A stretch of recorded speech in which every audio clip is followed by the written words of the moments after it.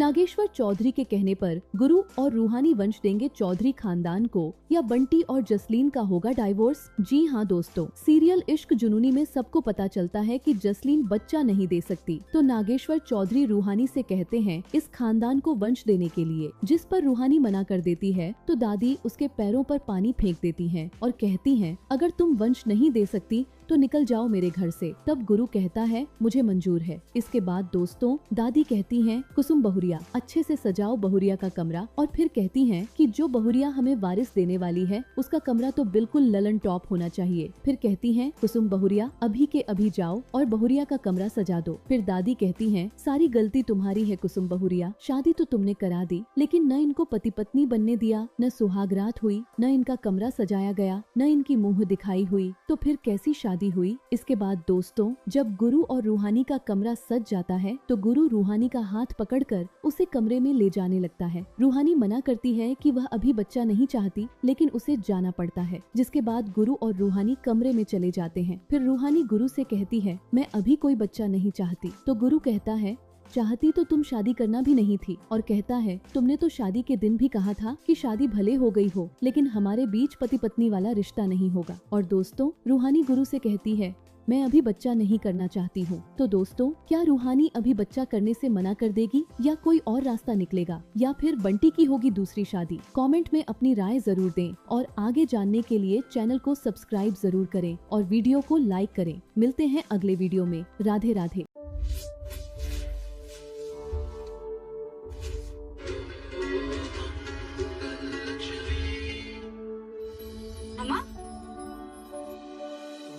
ये क्या कर रही हैं आप? अम्मा? सौम्या का नामो निशान मिटा रहे हैं, उससे जुड़ी हर चीज दबा रहे हैं ताकि सौम्या से जुड़ी कोई भी चीज हमारे पति तक ना पहुंचे। उसका मजबूर सायक कभी भी हमारे अधिक पर ना पड़े। मगर हमसे अधिक का ये हाल देखा नहीं जा रहा, देखा नहीं जा रहा है।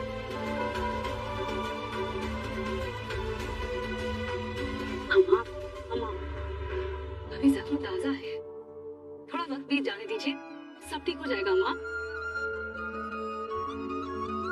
मंगल, तुम कहीं जा रही हो क्या?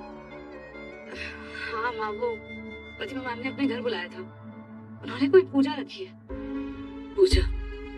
कैसी पूजा? वो तो मुझे नहीं पता माँ, वो तो वहीं जाकर पता चलेगा।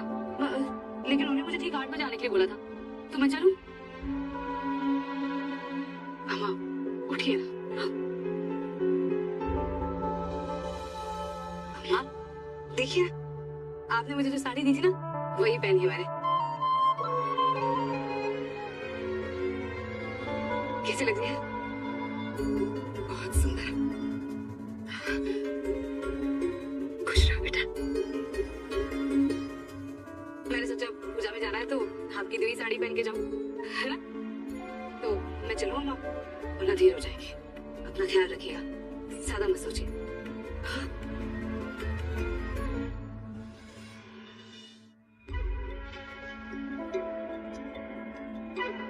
तुमने ऐसी शक्ल क्यों बना रखी है प्रतिमा, जैसे मक्खी निकल ली हो? चिंता हुआ, मुझे मंगल से ये पूजा करवाना कुछ ठीक नहीं लग रहा है। तुमने हमें वचन दिया है। वो तो ठीक है चिंता हुआ, लेकिन अगर कपिल को पता चलेगा तो बहुत नाराज हो जाएगा। जब कपिल यहाँ है ही नहीं तो कोहराम किस बात का मचा रही हो? और तुमने खुद ने कहा है ना कि वो काम से सीधा दफ्तर जाएगा। वैसे है कहाँ तुम्हारी होने वाली कौन? आई नहीं अभी तक। नमस्ते मैम। माँ जी। नमस्ते बुआ दादी जी। बस बस जीती रहो। आपने पूजा रखी थी तो मैंने सोचा प्रसाद बना लूं। ये देखिए प्रसाद लाई। वैसे किस बात की पूजा है माँ जी? प्रसाद लाई, अच्छा किया, मगर आई देर से हो। हमारी कोई कद्र है कि नहीं? ताक क्या रही हो? जल्दी से जाओ और कपड़े बदल कर आओ। बिजली, जी दादी। इसे भीतर ले जाओ। कपड़े बदल कर?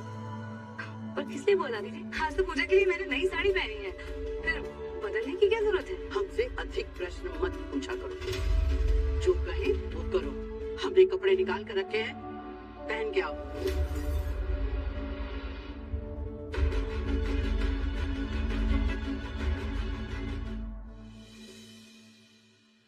अरे ये क्या है? अरे ये तो पूजा का सामान है जो कल अपने साथ लेकर जाने वाली थी। लगता है भूल गई। एक काम करते हैं, मंगल को फोन करके बता देते हैं। नहीं नहीं, वो कब आएगी और कब सामान लेकर जाएगी, देर हो जाएगी। इससे अच्छा है काम करते हैं, हम ही जाकर पहुंचा देते हैं।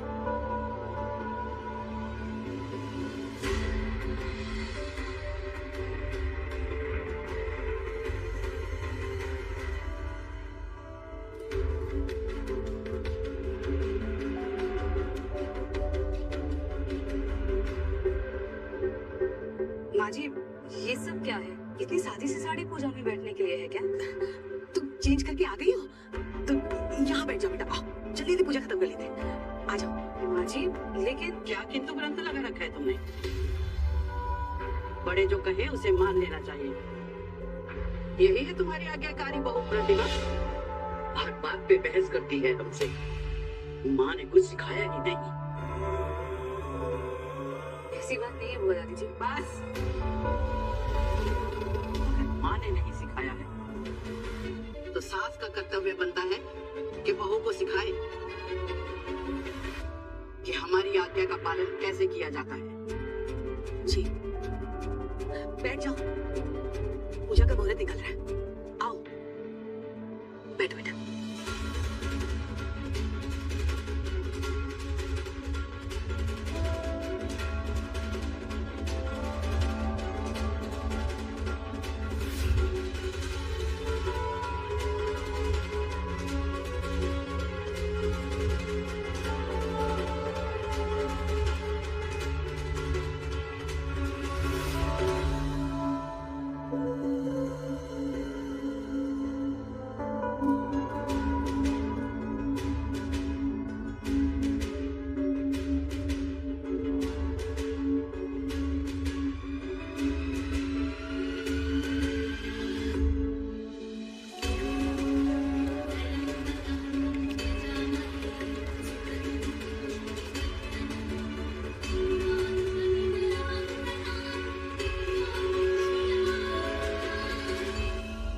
पंडित जी, ये क्या किया आपने? मुझ पर पानी क्यों डाल दिया? हाँ? पंडित जी, पूजा क्यों रुक गई? पूरी कीजिए। जी जी। मैम, किस चीज की पूजा करवा रही हैं आप हमसे?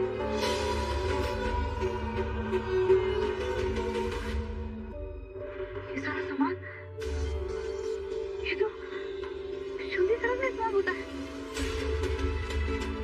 आप एक बार शुद्धिकरण तो नहीं करवा रहे हैं? इसलिए कपड़े भी नहीं है ना इस पूजा में? यही बात है ना? ये सब आप मेरे साथ क्यों कर रही है? हम कुछ गलत नहीं कर रहे हैं। तुम्हारा शुद्धिकरण होना अति आवश्यक है। बैठो और करवाओ। पंडित जी, शुरू कीजिए। एक मिनट पंडित जी।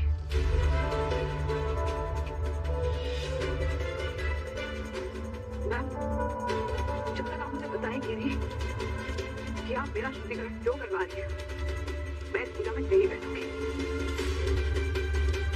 जैसे कैंची की तरह जुबान चलती है इसकी। समय निकल जाएगा इस अनावश्यक बहस में। प्रतिभा, इससे कहो कि इससे पहले कि हम अपना धैर्य खो बैठे, ये चुपचाप बैठ जाए। जी। पंडित जी, आप क्यों रुक गए? आप शुद्धिकरण की विधि पूरी कीजिए, अब कोई कुछ नहीं बोलेगा। क्या कहा? शुद्धिकरण?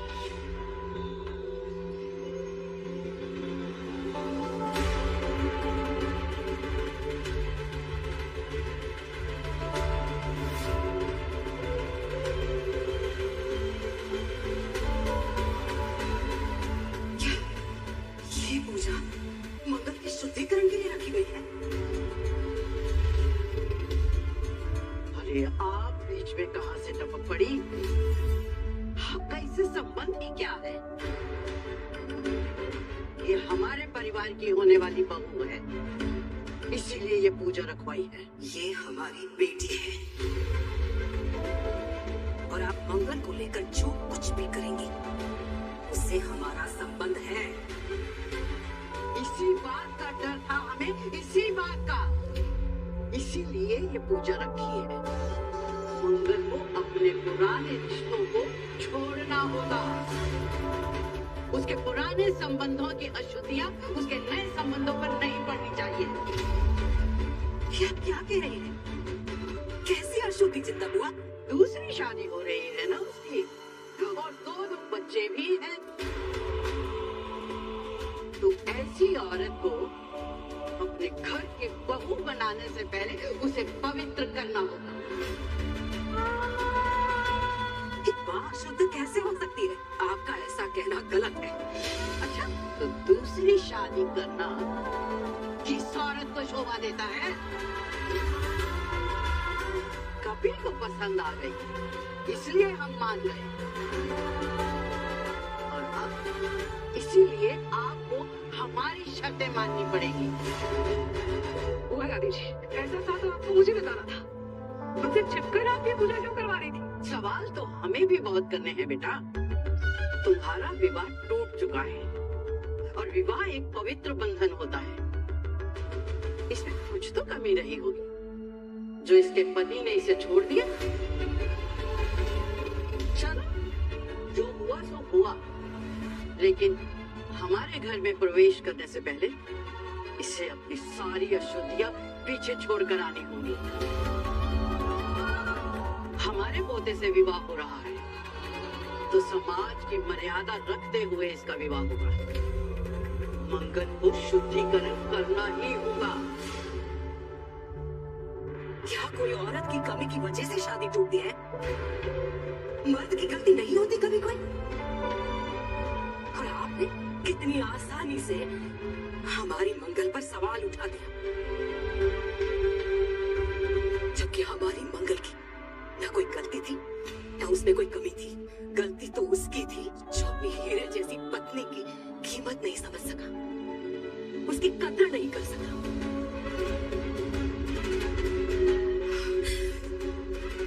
हम हमारे बेटे की बात कर रहे हैं।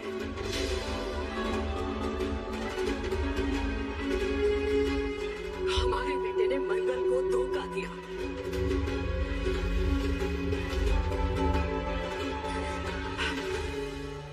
उसका दिमाग खराब हो गया था। पिछले 15 साल तक उसने मंगल को धोखा दिया। अगर किसी का शुद्धिकरण होना है तो हमारे बेटे का होना चाहिए, जिसने रिश्ते का मान नहीं रखा। मंगल ने तो पूरी ईमानदारी से, निष्ठा से हर रिश्ते को निभाया। जब रिश्ता नहीं रहा तभी भी उसने हमारे पूरे परिवार का पूरी तरह से ख्याल रखा है, एक बेटी बनकर। क्या रिश्ता निभाना अशुद्धि माना जाता है?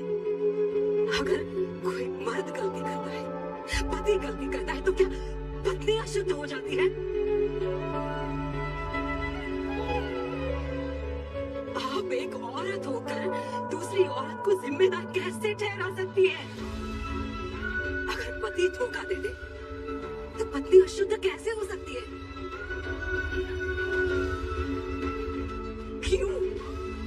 क्यों हर बार एक औरत को ही अपनी परीक्षा देनी पड़ती है? कोई चाहे कुछ भी करे, लेकिन हर बार अकेली औरत को ही जिम्मेदार क्यों ठहराया जाता है? सबकी गलतियों का बोझा हर बार अकेली औरत क्यों उठाती है? अरे आपको तो एक औरत होने के नाते दूसरी औरत का हाथ पकड़कर उसे संभालना चाहिए, उसके आत्मसम्मान की रक्षा करनी चाहिए। इसमें आत्मसम्मान कहाँ आ गया? आप चाहे जो कहें, विवाह टूटने के बाद मंगल को अपने पहले पति के घर नहीं रहना चाहिए था। सी स्त्री रहती है। और जितना ज्ञान आप मुझे दे रही है ना, जरा खुद सोचिए, आपको मंगल के साथ हर रिश्ता स्वयं तोड़ देना चाहिए था।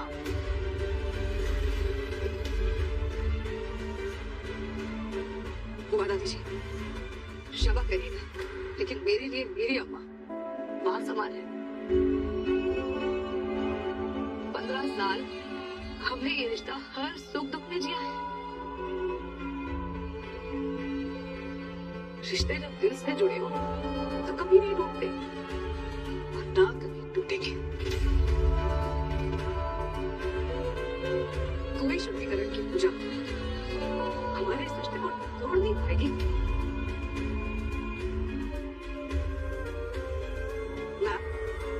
आपने अगर पहले हमें बता दिया होता तो हम पहले ही पूजा रोक देते।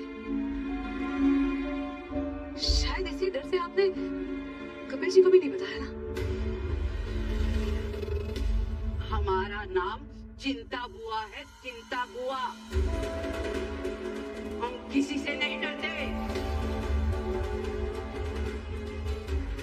हमारी सोच चाहे पुरानी लगे, लेकिन सदियों से यही परंपरा रही है कि विवाह एक पवित्र बंधन है और इस पवित्र बंधन में बंधने के लिए तुम्हें शुद्धिकरण की पूजा करवानी ही पड़ेगी।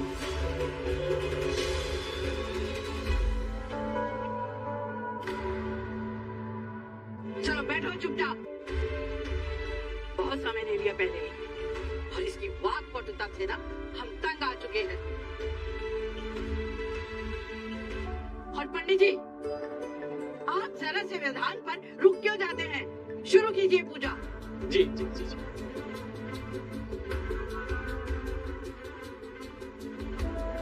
क्षमा कीजिए पंडित जी, मैं आपका या किसी भी पूजा का कोई निरादर नहीं कर रही हूँ, लेकिन मुझे नहीं लगता कि मुझे किसी शुद्धिकरण की जरूरत है। ना तो मेरे मन में पाप है, ना ही मैंने कभी भी किसी का भी बुरा किया है। मैंने हमेशा अपना जीवन सच्चे मन से जिया है, कभी कोई बेईमानी नहीं की।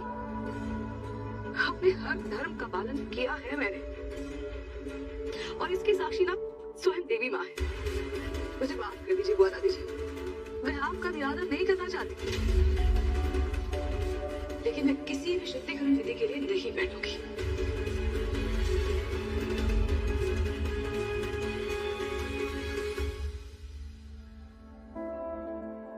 बेटी, जो पूजा पूरी आस्था से न की जाए, उस पूजा का कोई अर्थ नहीं होता।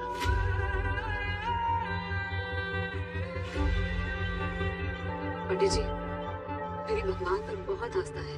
मैं हमेशा उनके दिखाए रास्ते पर ही चलने की कोशिश करती हूँ,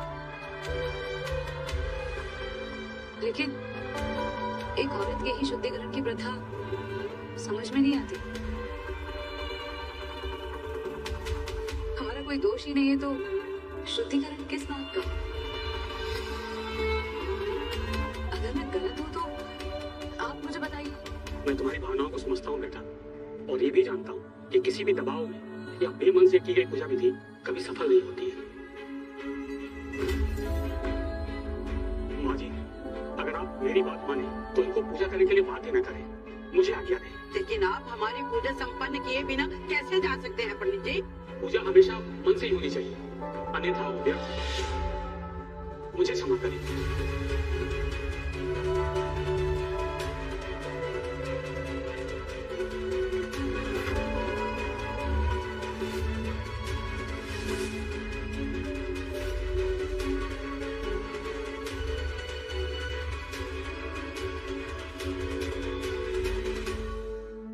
लक्ष्मी यार, तुम भी सब प्रपोजलों में मानती हो क्या? सही कहा कुमार साहब, ढकोसला ही है सब। कार्तिक जी, मुझे सचमुच डर लग रहा है। कहीं सचमुच कोई खतरा तो नहीं आप पर? कहीं माँ का सपना सच तो नहीं होगा ना? आए दिन आप पर वैसे भी कोई खतरा मर रहा है। लक्ष्मी, ये सब इस जिया का कहा था। इसकी चाल है सब, इसने किया सब कुछ। फिर उसके बाद सबके मन में डर बैठ गया इस बात का। पंडित जी, प्लीज पिछले चली जाइए ऐसे। कार्तिक रुक जा बेटा, ये तो क्या कर रहा है?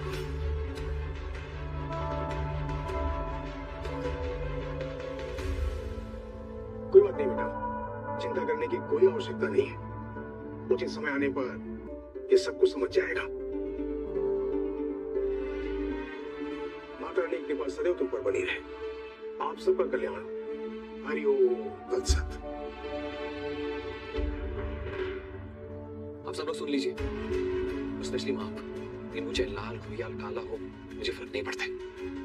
और आगे से प्लीज आप ये सब मत कीजिएगा। और मैं कोई शादी वादी नहीं करने वाला। रुक जा कार्तिक। एक माँ के दिल का दर्द नहीं समझेगा ना तू? नहीं मानेगा ना तू मेरी बात? ठीक है, तो मैं भी आज से अन्न जल त्याग दूंगी और प्रायश्चित करूंगी।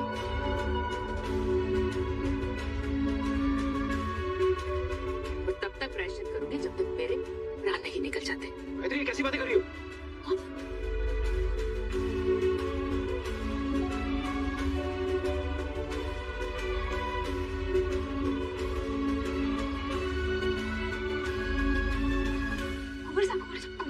हमारी बात सुनो। कि मीमसा की बात में मात्रा में मत आना। क्यों? ये जो हमारी बहन है ना, जिया, बड़ी चुड़ैल है। आप लोगों ने बताया था मुझे वो कैसी है। और मीमसा का जो अनसन है ना, वो मैं तुड़वा दूंगी पक्का। बस आप जिया से प्यार मत करना।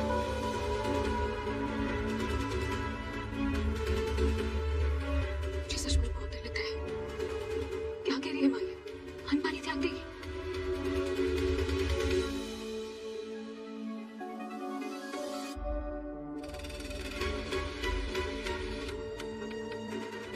क्या हो गया? मैं गलती बन के आई ना कि कार्तिक से शादी कर सकूं, और ये जिया बन के आ गई।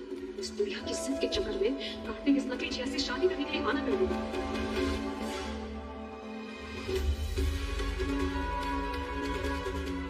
माफ कीजिएगा मुझे, बार बार आपका